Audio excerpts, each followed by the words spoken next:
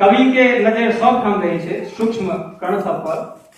राष्ट्र धर्म नहीं हुए कलंकित, ध्यान रहे मर्यादा के।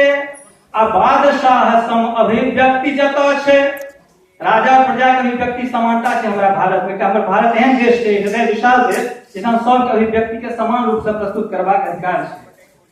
राष्ट्र धर्म नहीं हुए कलंकित, ध्यान रहे मर्यादा के। आ बादशाह सम अभिव्यक्ति जतो छे, मान बराबर प्यादा के। आ संविधान पद गरिमा खातिर, आ संविधान पद गरिमा खातिर अब्दुल कलाम सन संतान चाहिए।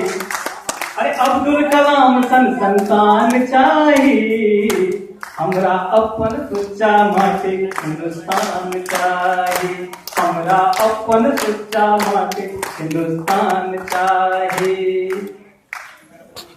अहाँ सबके जानकारी दी बीच में जे हमरा एकटा बात के बहुत खुशी है, हम जौहर साथावादी साहब बहुत बड़का फैन छी। इनका